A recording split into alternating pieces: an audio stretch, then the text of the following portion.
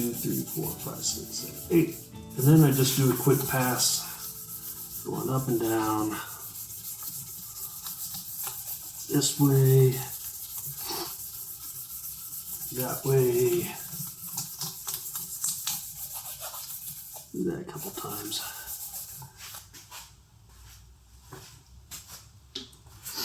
Alright, and that kind of roughed up our fingerboard a little bit, which is good. You know, you get some grime actually in the wood on the fingerboard as you're playing. And that kind of helps get that off. So before I tape everything off, I kind of wipe that down.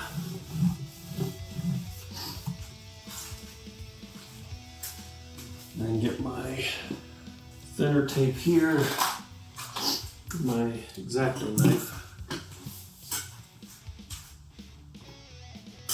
And this is time consuming. This is where those fret shields really come in handy.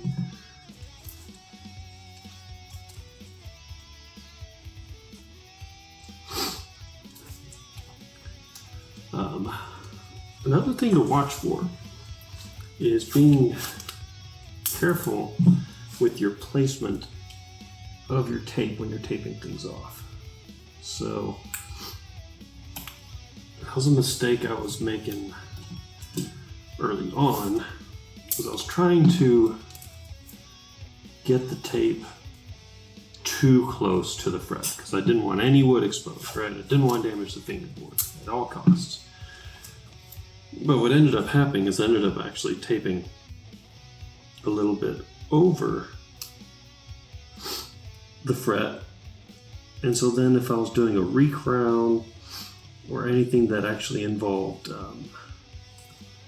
filing away fret material, it would end up with this little splayed out part at the bottom of the fret where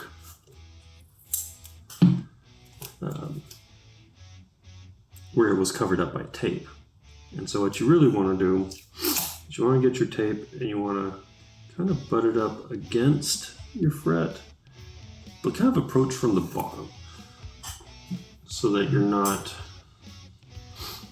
taping over your fret. Now that can be a challenge if you don't have the different sizes of tape, like I don't. Again, we've got it at the shop where you've got the different sizes of tape to tape off the various sizes of fret spaces. But all I have is regular painter's tape here. So I'm just glad this thing didn't need a fret level. That process takes a while. With the fret shields, so long as I don't need a fret level, you can get through this pretty fast. Just put that shield on, rub it down with the sandpaper, hit it with a buffing wheel, and rock and roll. It's maybe takes total setup time to maybe 30 minutes or so. But it takes a good 10-15 minutes just to tape off a fingerboard.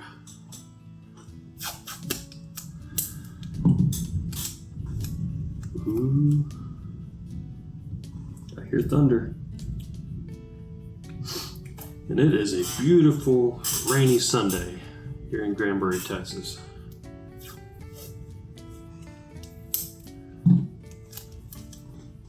Alright, so here, because this is going to overlap, put the tape there, leave an edge, the edges hanging off. I'm going to get my X-Acto knife or razor knife, come up here and come up right against the fret.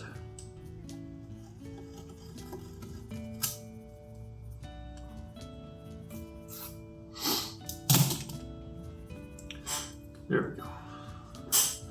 And it's actually showing the wood just a little bit, which is okay. It's okay. And depending on the edges, this has binding on it, so I'm not that worried about it. But a lot of times what you'll do is you'll take your tape and run it along that ways first. And that'll kind of help protect that binding or that edge of the neck while you're doing all this.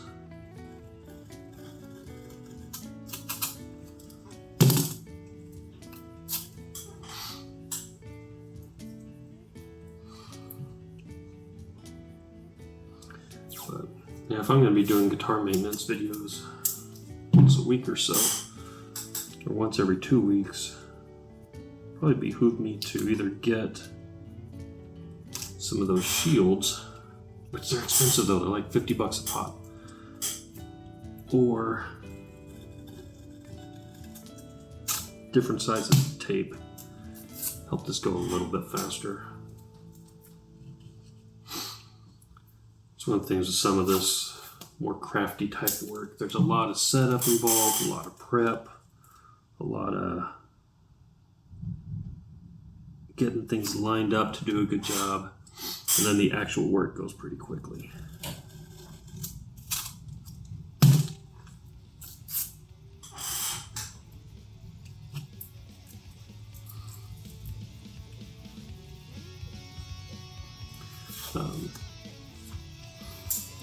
But Rick did say that I could do some videos that include the brands that we distribute. Like I have an idea for doing a single cut shootout, and I bought from work because employee discounts are tasty. The V100 PGM, which is our version of the greenie. So I've got that, and then I've got my Gibson 1960 reissue Les Paul. I've got my Epiphone Prophecy Les Paul. I've got the ESP LTD EC1000, and then I've got the Harley Benton single cut, the one that's their version of the EC1000, the 24 fret active. So I've got all those single cuts. I was thinking about doing like a single cut shootout. It's just finding time to do the more involved videos. Like setting up my phone and just talking while I do a thing that I'm doing anyway, that's fairly easy peasy. But you start getting any more involved than that,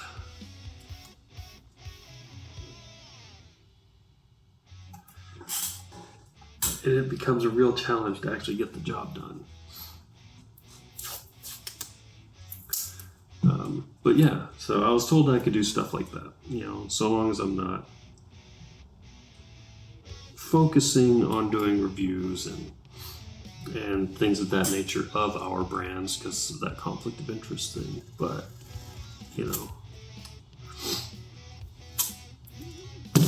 does the I cut a little bit too much of that.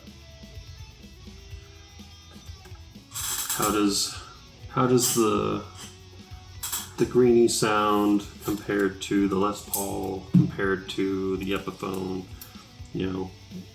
on its passive pickup settings, because its Prophecy has got the Fishmans in it,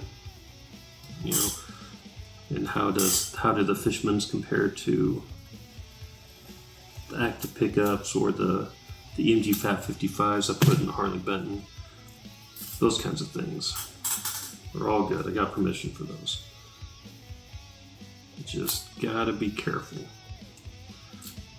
So some other things have been going on, audio mutt wise. Mostly working the kit has kept me pretty busy. I did have a deal that I was negotiating with a music school that I mentioned before. It was looking really promising, but their legal department and I couldn't hash out an agreement when it really came down to it. It's unfortunate. It's cool. They're cool guys up there. I enjoyed working with them for a little bit that I got to. I really like the school. I like what they're doing. But it got complicated. Their legal team wanted me to, I was also supposed to teach over there. That was going to be another part-time gig in addition to running Audio Mutt and working at RBI. It's going to have 3 jobs. And their legal team wanted me to sign a non-compete, and this was already, this was this year, so the FTC was already talking about banning those agreements. I already had a strong belief that they were just wrong for rank and file. Now I know why they wanted to have an agreement in place, because they're creating their own curriculum, that they're not just leaving it up to individual teachers. That's a big push at this place, which is an awesome idea, to have a unified curriculum so that teachers can fill in for each other and do all sorts of cool stuff, right? Awesome concept, awesome idea, and they want to protect that, which I totally understand. But the generalized agreement that was being used is the same agreement that like my wife had to sign for her insurance job. The lawyers just kind of customized it by, adding names and maybe changing a couple things here and there. But by and large, it wasn't industry specific. And so you look at those more generalized agreements, they don't work for music industry, and they definitely don't work for teaching.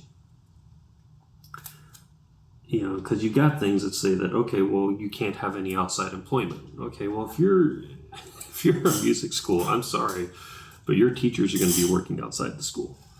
Maybe not as a teacher, but they're going to be gigging. And the way these agreements are phrased are purposefully generic to give the company the most leverage possible. And like I said, I'm not trying to talk bad about the school. The guys there are awesome.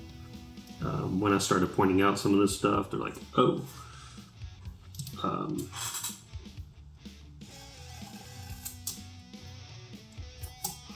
And they really wanted to start a recording arts program, which I would love to be involved in. But I wasn't about to sign an agreement like that I didn't agree with. That's just a violation of my personal integrity, and I wasn't going to do it. And they weren't going to let me, the legal team wasn't going to let me work without signing. So that was a whole thing. And then the lawyers found out that I was already moving studio equipment in there, and we were getting everything ready, and they didn't want the company to have that liability. So I had to get all my stuff out. It was a whole thing. But I'm trying to stay on good terms with everybody over there because, like I said, the creative director is an awesome guy. The assistant director is awesome. Not naming any names here, obviously on purpose, but it's a school filled with cool people with a really cool mission. I wish everything could have worked out a little bit better. Maybe now that the FTC is cracking down on those kinds of agreements, it can. Especially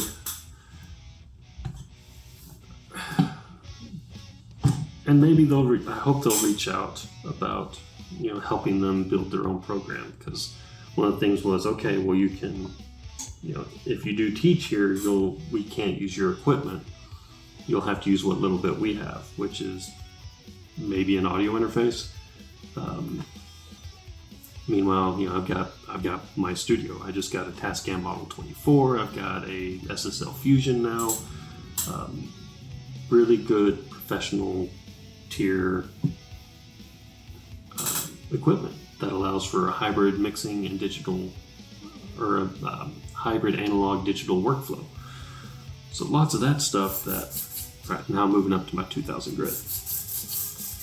That could be really cool, and it seemed kind of, I don't know, I hate to say it, but dumb to me to not be able to use any of that nice equipment and instead just have to teach on a little 2-channel Apollo or something that might cost as much as my Model 24 but only give you 2 or 4 channels, it just didn't make a whole lot of sense to me. So that fizzled out. I've got another thing I'm talking with some folks about, maybe helping design a podcast studio. 1, 2, 3, 4, 5, 6, 7, 8. At a space here in town. That could be really cool. Some construction needs to happen first. And I kind of donated some of the acoustic sealant I had bought for the renovations I did at that music school. So they could use that. Just asked them to return what they didn't use. So once that's done, here in the next couple months, hopefully, I can get involved with that, because that'd be cool. And there's a space there that in the future could be used to actually like deck out a full music studio, should the podcast studio part prove profitable. Of course, they're a company just like everyone else, and they're not going to move forward on anything that's not going to be profitable. So, baby steps, that all has to be borne out. In the meantime, everything's back here at home. I am working on my next album, moving up to 3,000 grit. So I'm working on my next album. I've got another book planned that I want to work on once I get the album done, and then I'm going to have another album after that. So I've got plenty of my own work to do. It's all taking a considerable amount of time. But I'll get there. I will get my creations out into the world.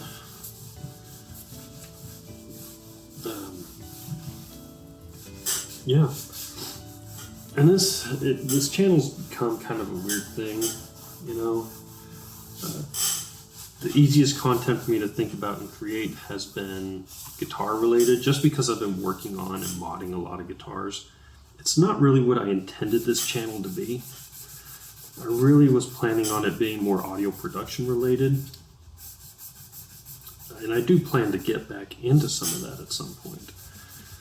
But lately, especially with working at RBI and with my wife getting more into guitar, that's just kind of been where my world is. And so it's been easier to make guitar content than it has audio production content.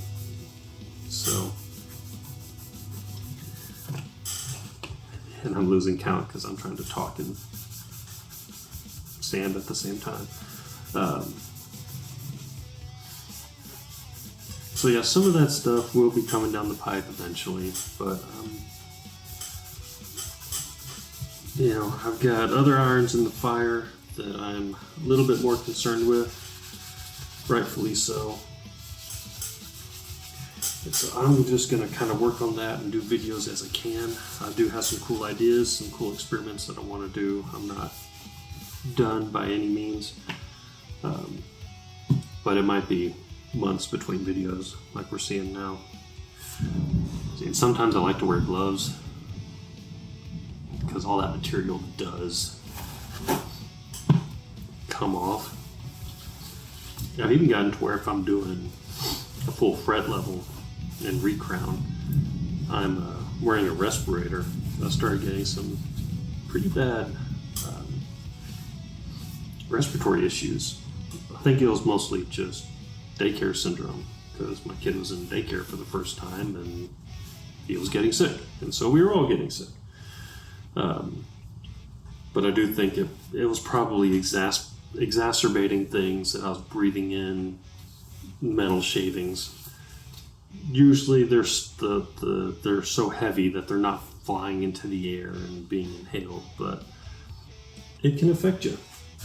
Alright, so next, I've done sanding with the 3 different grits. These feel pretty smooth, but I can tell you from experience, if I were to restring this up now, it would feel okay, but not as good as it could feel. So, we're going to kick things up a notch. Now we get the buffing wheel. Got my battery charging. They also make...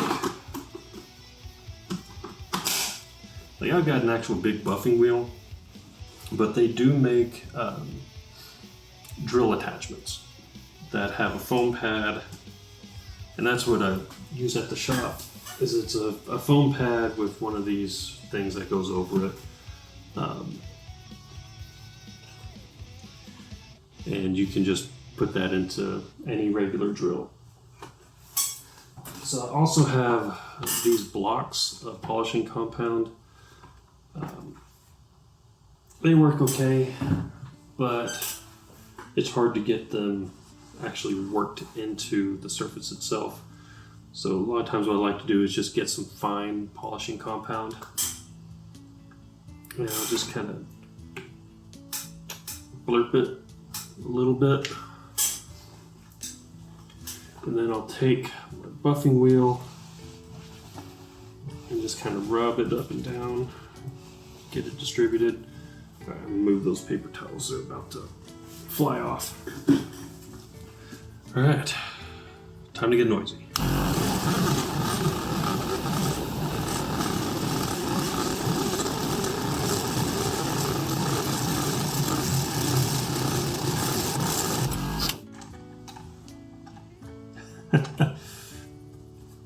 Alright, I'm gonna have to reset the action. That vibration was causing these to just back on up. That sucks. Oh.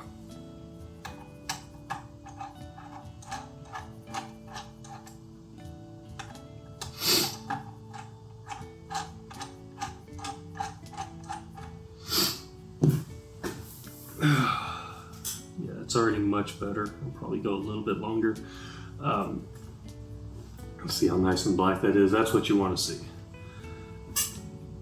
I know it's kind of gross, but the blacker, darker, more used this pad is, the better job it's going to do at polishing all these up. And if you're using the drill attachment, I found that you make more progress faster if you go both directions with the drill. So have it in forward, I go up and down, for an 8 count, 1, 2, 3, etc. And then I flip it the other direction and do an 8 count. And then I'll flip it back and do a 4 to 8 count and then go reverse again and 4 to 8 count. So that usually gets them feeling glassy smooth, just awesome.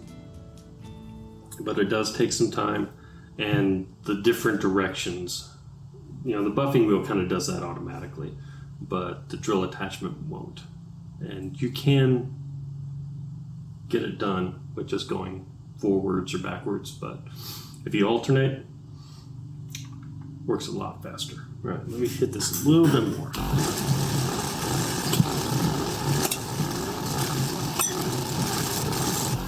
Okay.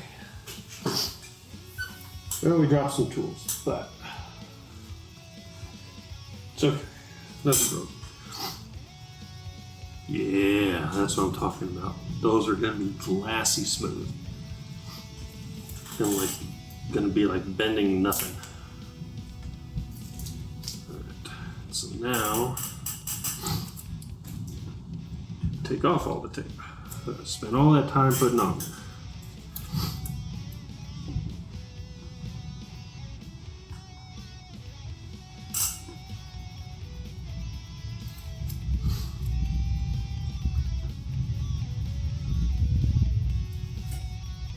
Storm's blowing in.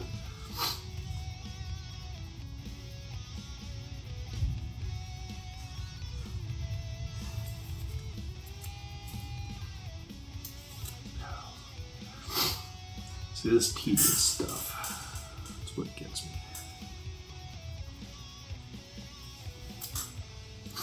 But if you do the tedious stuff, the result is so much better. That's always the trade-off.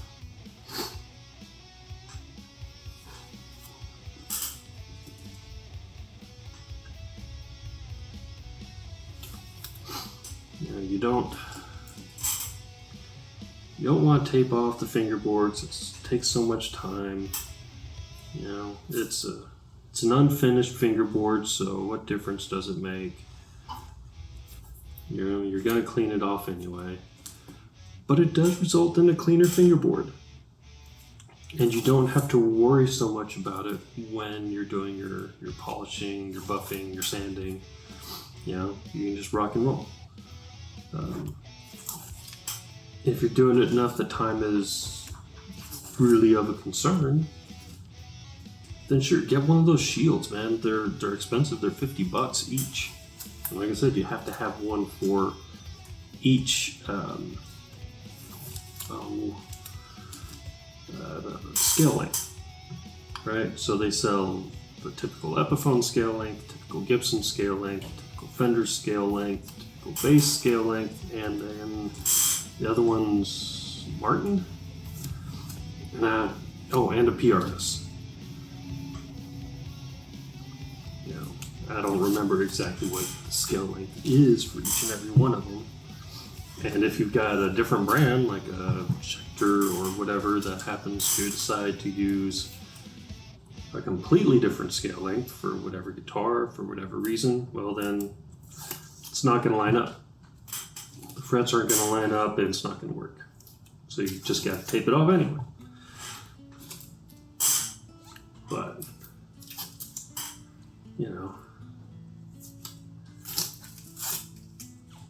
if you love guitar, you love the instrument, you like playing, you want it to play well, it's worth it.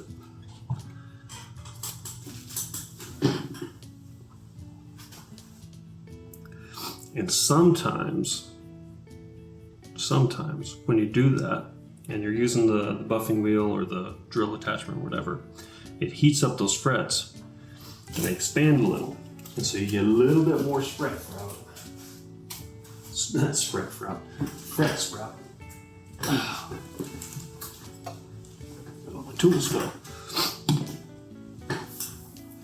And so you might have to come back and touch up the fret ends just a little bit. You still want to do it before you actually polish your frets, because you want to polish them after you've already made all those score marks. You can kind of polish that out too. Give them a nice professional rounded look. But sometimes you just gotta hit them a little bit afterwards. All right.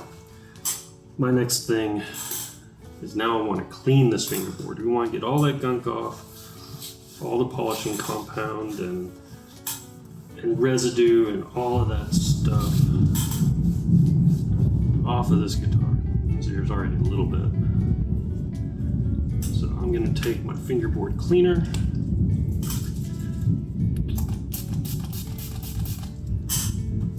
douse that pretty good.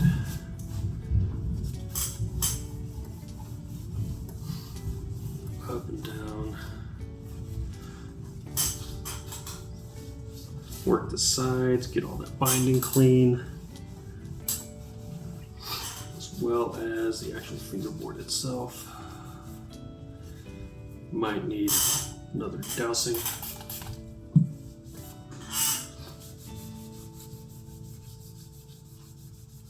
And this is taking quite a bit longer than usual because I'm talking through it and kind of taking the long ways approach on some things.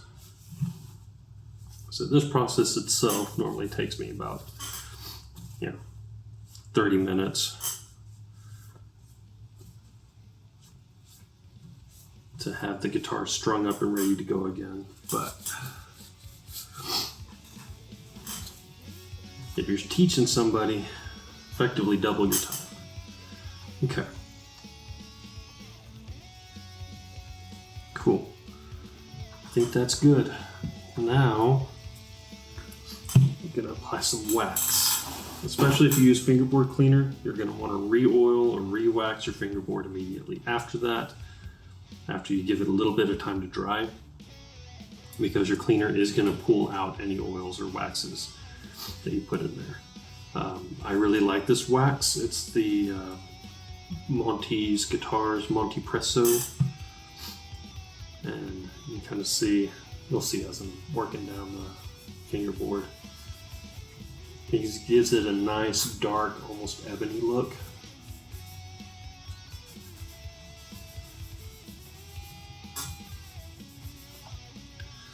And that stays, because this is also a stain, that dark look stays a lot longer than it does with like an oil.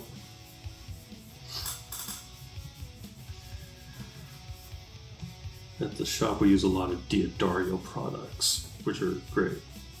They work really well. We've got their Hydrate, which I use all the time and I really like it. But honestly, not for what you would think, because it's a fingerboard oil, and you would think it's for, you know, just hydrating that fingerboard. But that stuff cleans like none other. I mean, any of this gunk and stuff that gets on the fingerboard, that Diodario Hydrate stuff gets it off. It is awesome. So I go through way more of it than I should, just because it's way more effective at cleaning up the fingerboard than our actual cleaner, the Diodario cleaner. And Diodario cleaner is mainly meant for bodies, so I think that's why it has a hard time getting gunk out of fingerboards, because it's, you know, porous. But man, that hydrate does a good job.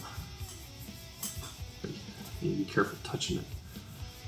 So you can probably already see on the footage on the camera how much darker and richer that's already looking.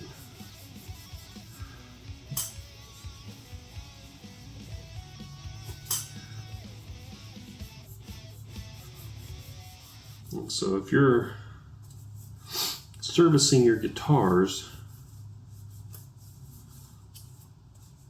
every few months, or at least every year, like you should be, and you're applying this stuff, it kind of accumulates over applications, and after a few treatments, it'll be nice and dark, if you like dark fingerboards, which I do.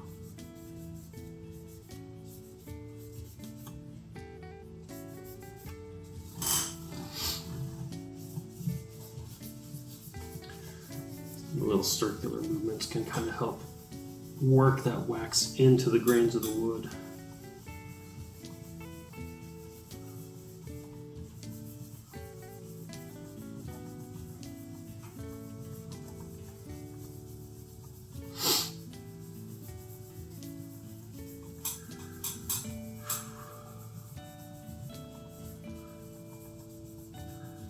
This is why Rick jokes that if you're going to be a guitar tech, you have to learn to be ambidextrous so you don't get carpal tunnel. So it's a lot of repetitive movements, especially, you know, you start recrowning stuff.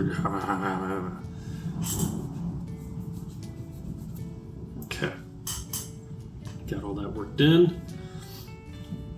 Turn this inside out.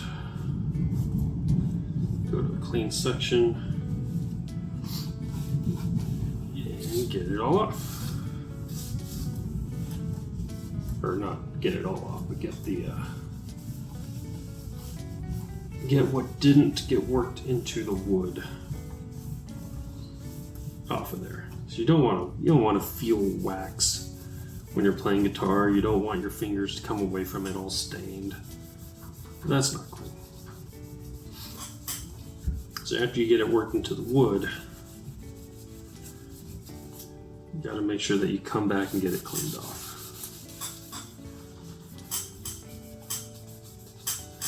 You can see it still keeps a really nice, clean, dark look. It even makes those inlays look nice and pretty.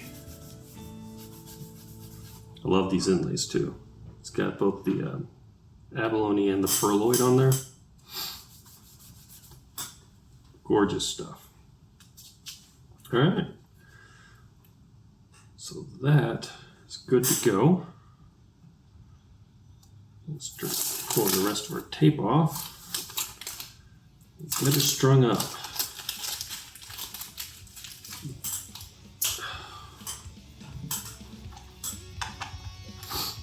Lower this bridge back down again. Alright. See about these Olympics.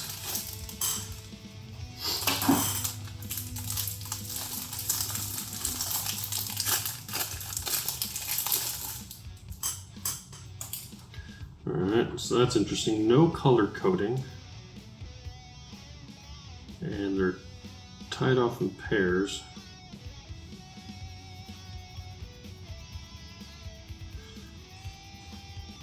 So you gotta kind of figure out which string's which. That could be done a little better, especially, okay. So we've got, I think this is the low E and the G.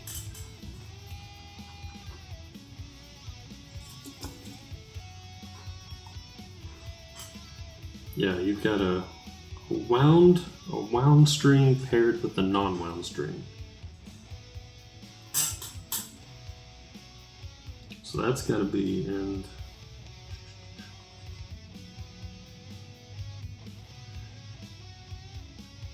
so that's got to be the A string with the B string and the D string with the high E.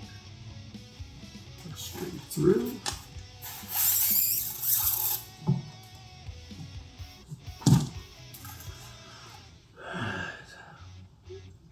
Tuning peg. This is the way I do the restringing.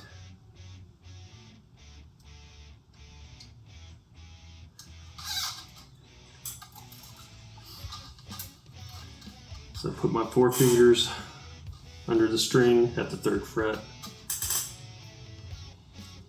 Hold that down. Get my string winder.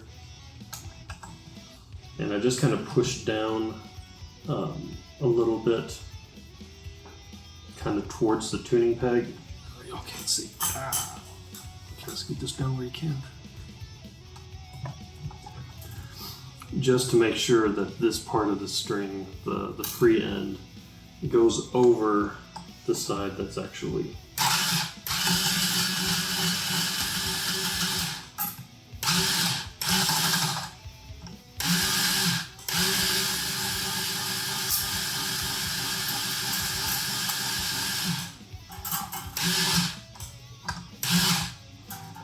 Now, the one downside to doing it that way is that it can cause for there to be an accumulation of loose ends towards the base of the tuning peg.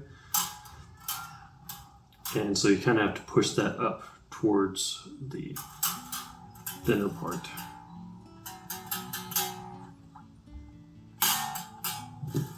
Okay. But that approach does make sure that you don't have too much string wound around the post.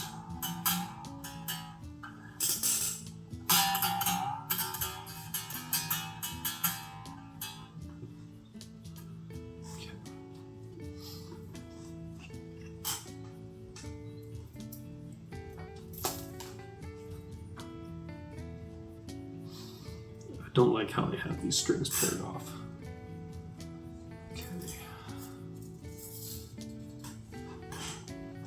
The B.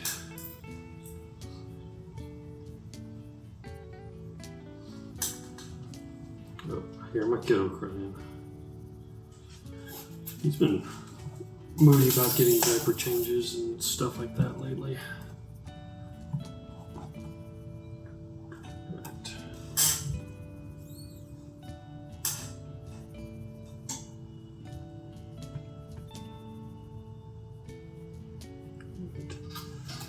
Peg.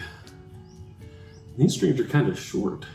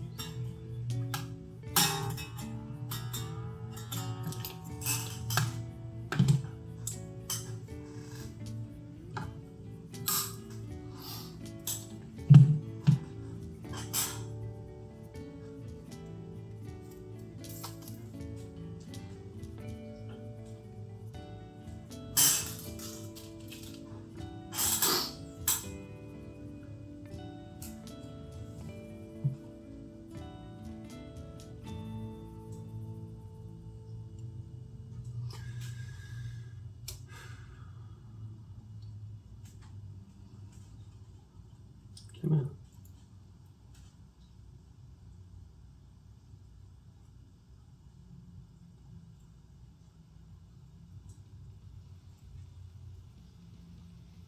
There it goes.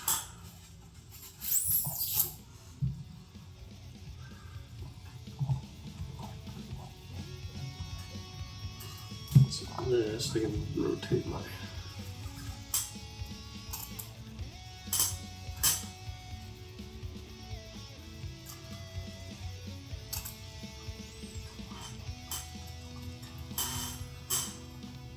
Yeah, like.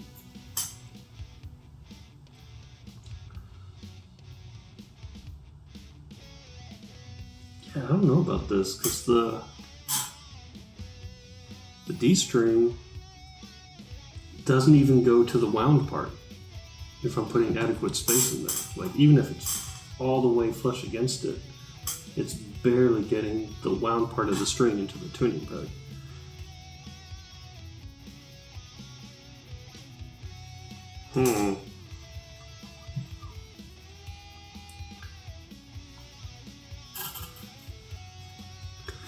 I don't know.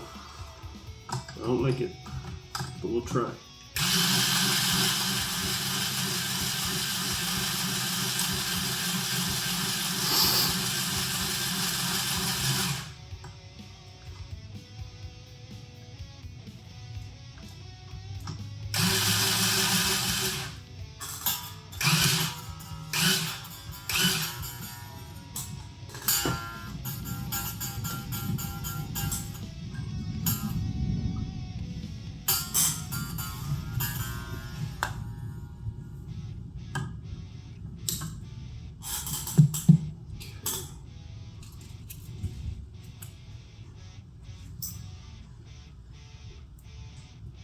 Oh yeah. Oh, that feels glassy smooth. Perfect. All right. Hi.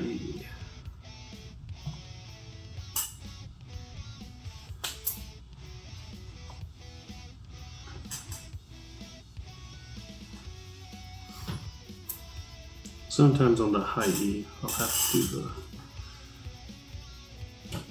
Gibson, what do they call it? The Gibson knot, the Gibson tie, whatever. But I prefer it if I can just do it the same way as the rest of them.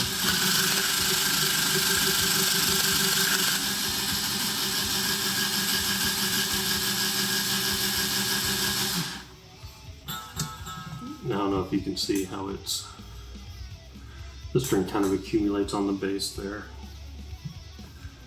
That part kind of sucks, having to work that up.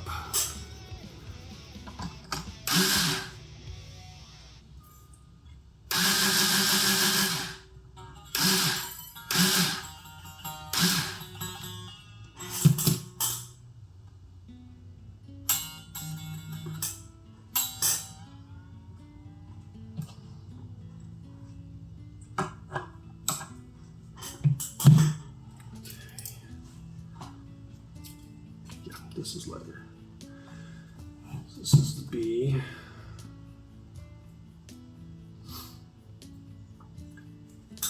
Yeah, the way they had those strings paired off, like, and with really nothing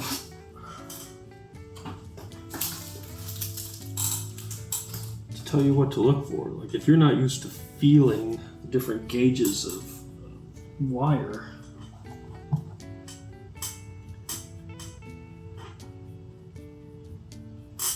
that might prove challenging. All right.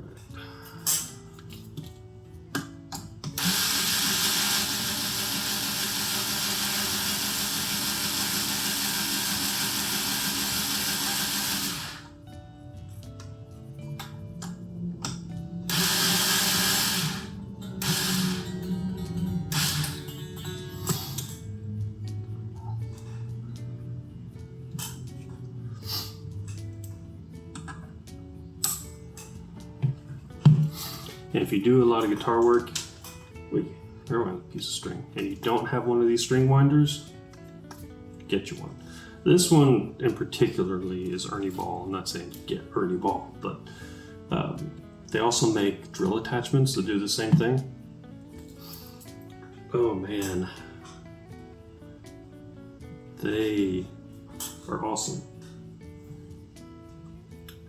Make my life way easier. And it wasn't until recently that I actually grabbed one for myself.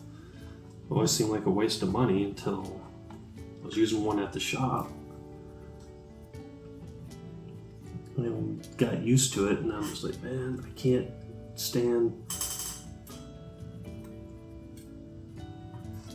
not using a electric string winder now.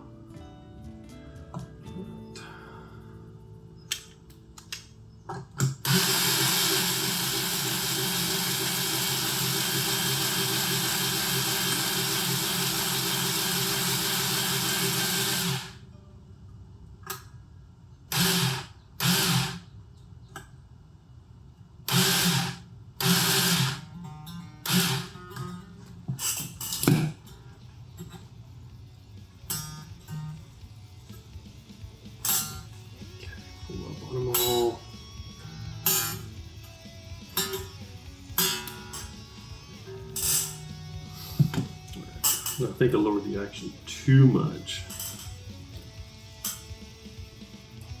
Yeah. So I need to raise that up a little bit. Normally you want to check all that stuff at pitch, because the tension that the string holds on the neck and the angle that that causes plays a big part in all of this. Like I said before, like everything with guitar is a balancing act. But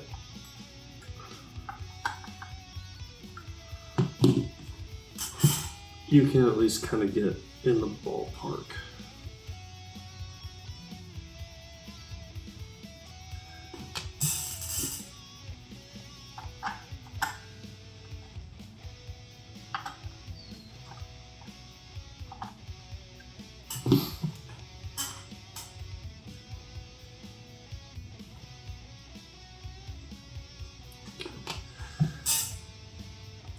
Down just a little bit. Alright, plug her in, get her tuned up.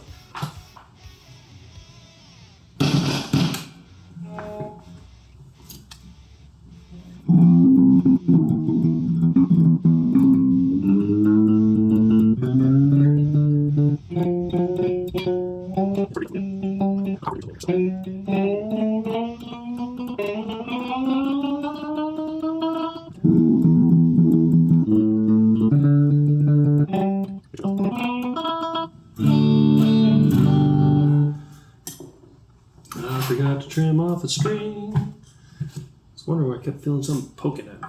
Right. Now, trim off a little more. There we go. Okay.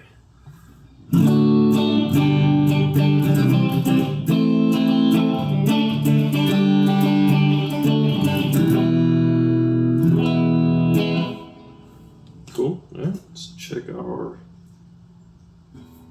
just a tiny bit of relief, our action. Where's the light? Could actually be lowered a little bit now that there's string tension on the low side. On the high side, are still good.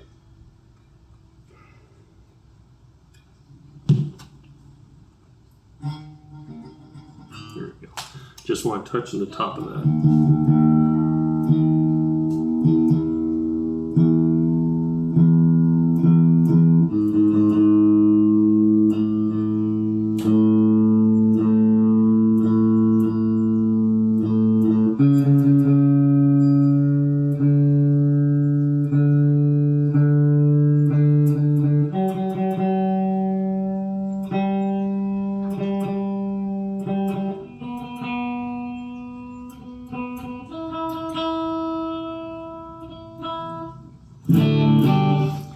there's definitely an order of operations when it comes to doing guitar setups, because your amount of neck relief is going to affect your action height.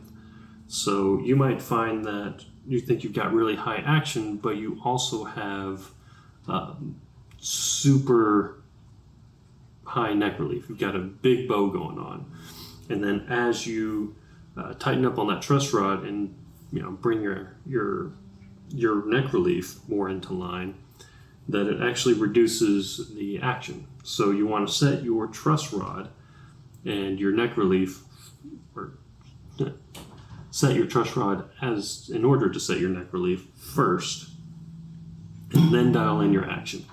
And so it'll be a back and forth. So if you set your truss rod to where you think you like it, with just that little tiny bit of bounce, and then you set your action, and then you start playing, and okay, well, you find some dead frets.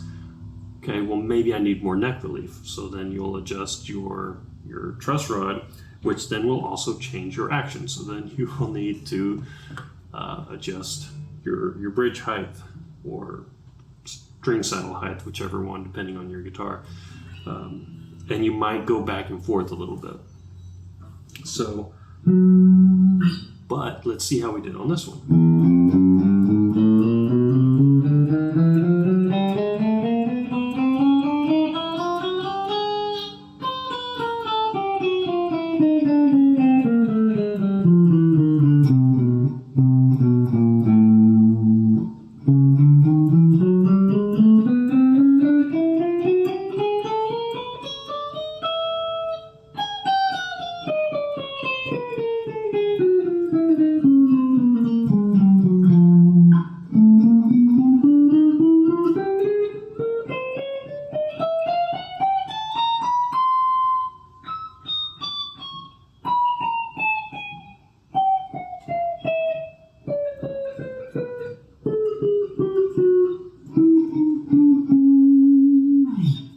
No dead frets. That's what we want. All right, now for the bend test.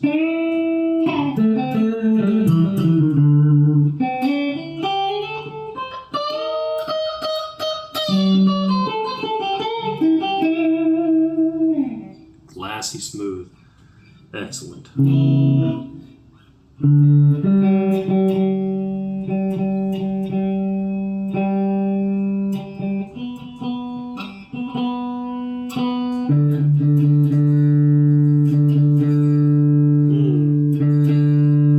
There's a little bit of buzz there on the open string, though.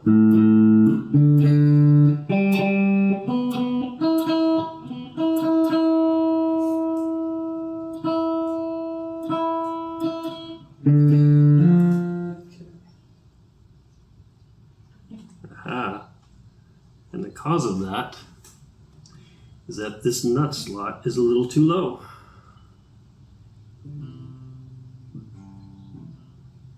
There's like no bounce there. So if I don't want to replace that nut, I've got to adjust that truss rod. So I need a Phillips head screwdriver.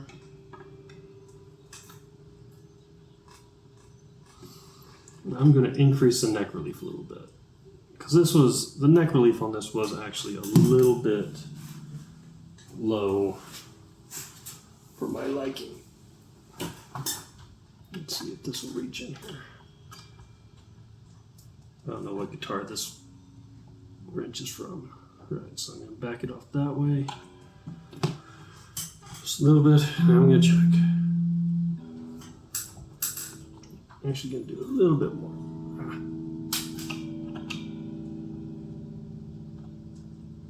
Come on. There we go.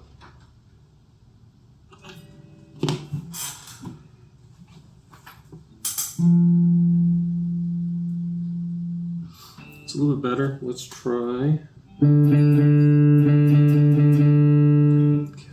How's our action looking?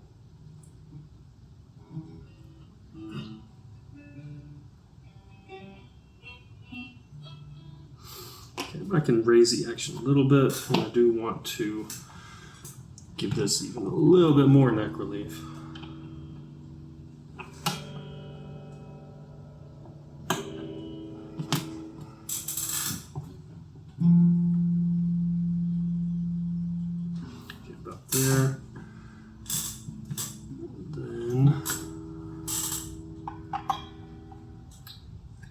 Increase the action on both sides just a little bit.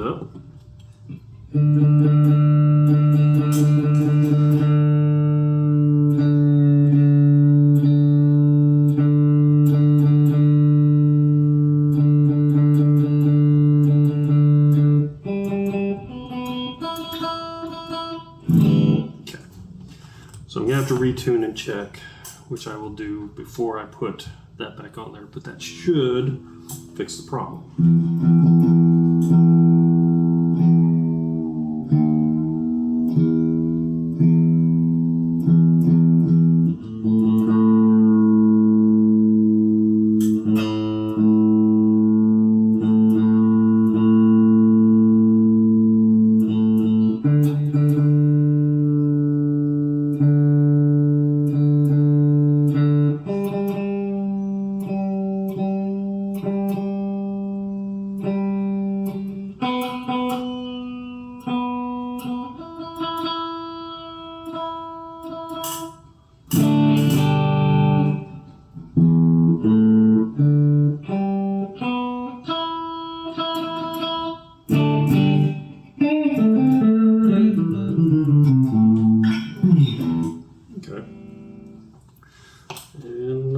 Here again.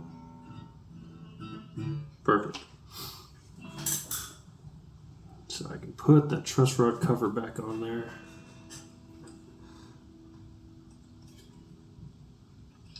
But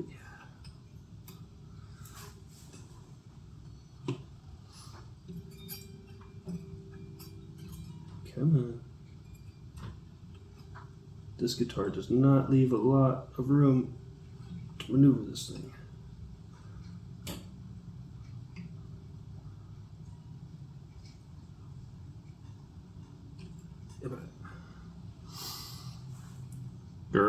Arg. Actually, you know what might help? Turn this the other way around. So this neck has a big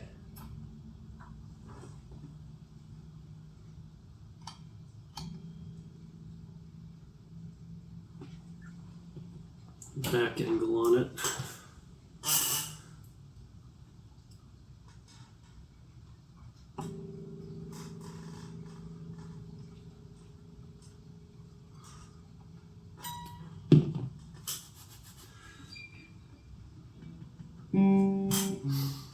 Okay,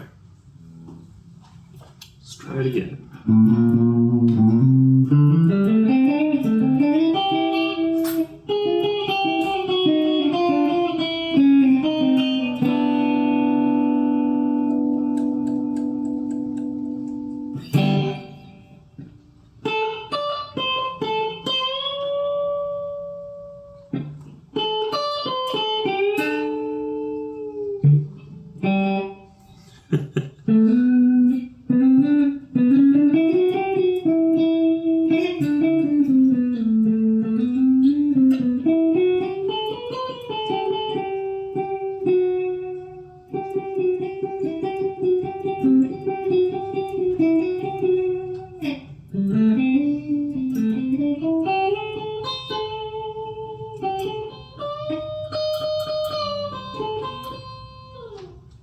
Alright, cool. Got it ready. These strings are a little thicker than I like to. So my preferred string set is actually what Elixir calls their custom light, where it's 10s on the lower 3 strings and 9s on the higher 3 strings. So I really like that because you can get kind of beefy, chunky down low. It makes it easier to down tune to drop. It just works really good for that beefy, chunky tone in the low end. But then the higher strings are nice and light to make bending super easy.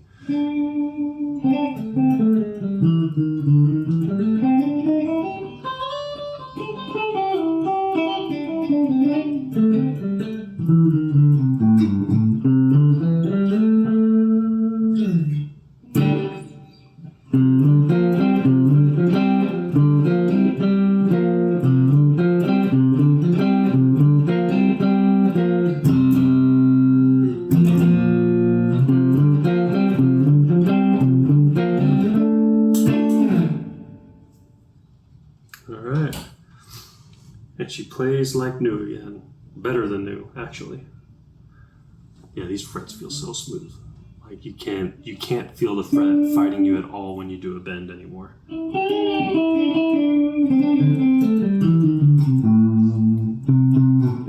that's the thing with these lower end guitars, the sub $1,000 guitars, is the fret polishing is one of the first cost saving measures that a lot of these factories use, because it takes a lot of time. And so if your workers aren't having to spend 30 minutes polishing frets to a glassy mirror sheen, then you get to make guitars cheaper. So, and that means that you get to pocket more of that money. So this is something that if you buy in a lower end guitar, I would recommend either going through this process or taking it to a luthier or a guitar tech. If you're in North Texas, hit me up. I'll help get you set up. Where you're setting your truss rod, you're setting your action, you're polishing up your frets. If your frets need a level, you're doing a fret level. And getting it to where it can play, where it can fulfill its potential. There's an increasing expectation here in the States after the guitar explosion during the pandemic that you can pay $500 for a guitar and open the box and it play like a $2,000 guitar. It's a difficult thing for them to do at that volume, but they're making the money from that volume of guitar purchases to actually afford the labor, and the demand was there so they could increase the prices and make up the difference to actually get those guitars out at that quality. Now that the market is kind of settling down a little bit, it's not happening as much as customer bases would like. And it does take extra time and effort at the local quality control level, whether that's being done at the distributor, whether that's being done at the dealer. Somebody, if you're getting a guitar that plays like this, somebody's going through and putting the time and effort in to bring it up to snuff. Especially at like this price range. This guitar, it's a $500 guitar when we bought it several years ago. So you want to keep that in mind, and there's nothing wrong with paying,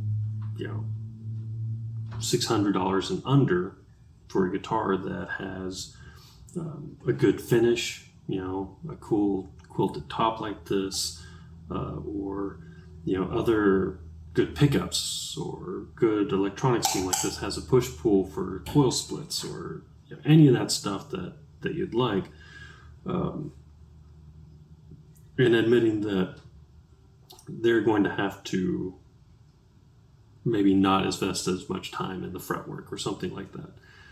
I think it's important to look at your guitar purchases, especially if you're going, and if you can find a Goldilocks guitar that plays great, feels great, and it's in the right, for an affordable price, that's amazing.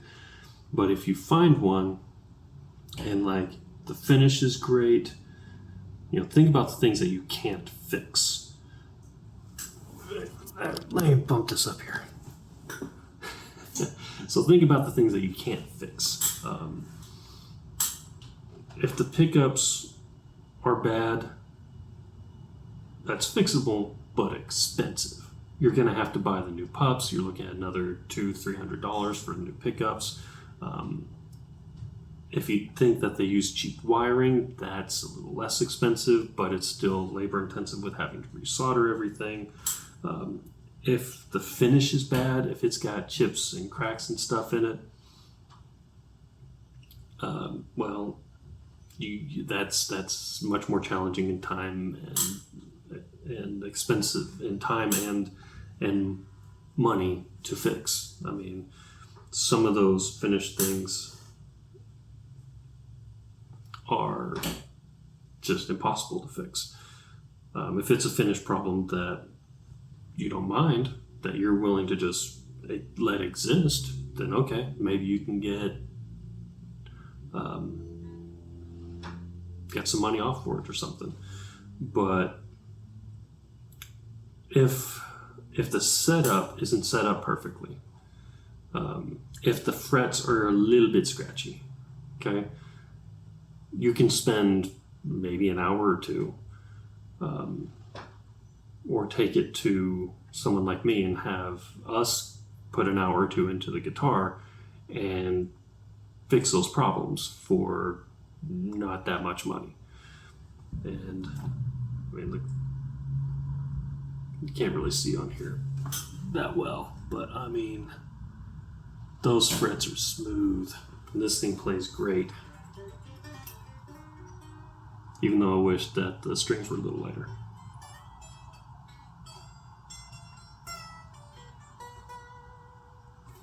Hear sirens.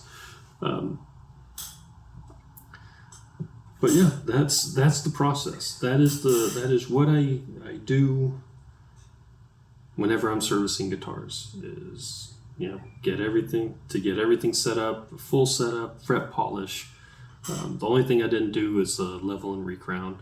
Now I'm just going to get my cleaner and polish off the body and get it nice and shiny and clean, and call it a day. But thanks for tuning in. Thanks for watching. I hope that this video was useful for you, and that if nothing else, you enjoyed hanging out and listen to me rant while I worked on a guitar. But I'm gonna get this cleaned up and take it in my wife and see what she thinks, and I will keep y'all updated as things go on and as developments occur, and we will keep on rocking and rolling. I'm gonna get that album finished, get the next book written, just keeping it going, making the dream happen. So appreciate you guys. You're awesome. Have a good one.